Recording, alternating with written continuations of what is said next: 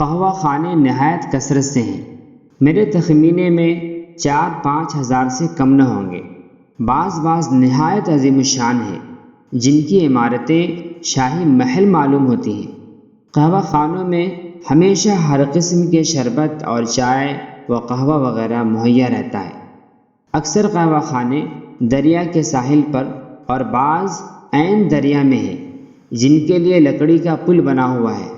قہوہ خانوں میں روزانہ اخبارات بھی موجود رہتے ہیں۔ لوگ قہوہ پیتے جاتے ہیں اور اخبارات دیکھتے جاتے ہیں۔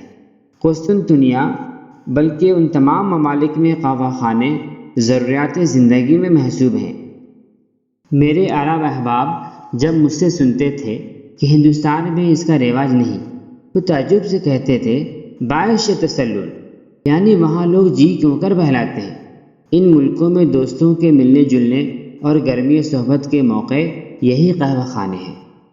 افسوس کہ ہندوستانیوں کو ان باتوں کا ذوق نہیں، وہ جانتے ہی نہیں کہ اس قسم کی عام صحبتیں زندگی کی دلچسپی کے لیے کس قدر ضروری ہیں اور طبیعت کی شگفتگی پر ان کا کیا اثر پڑتا ہے۔ دوستانہ مجلسیں ہمارے یہاں بھی ہیں۔ اس کا طریقہ یہ ہے کہ کسی دوست کے مکان پر 2-4 احباب کبھی کبھی مل بیٹھتے ہیں، لیکن اس طریقے میں 2 بڑے نقص ہیں۔ اولاً تو تفریح کے جلسے پرفضا مقامات میں ہونے چاہیے کہ تازہ اور لطیف ہوا کی وجہ سے صحت بدنی کو فائدہ پہنچے۔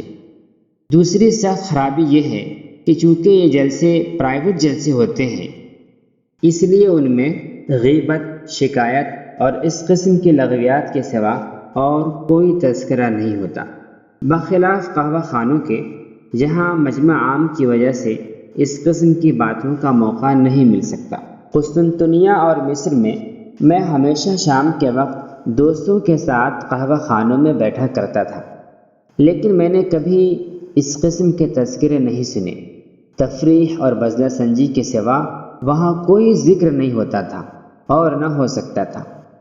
قسطنطنیہ کی ایک بڑی خصوصیت یہ ہے کہ اگر کسی کو یورپین اور ایشیائی تمدن کی تصویر ایک مرقع میں دیکھنی ہو تو یہاں دیکھ سکتا ہے۔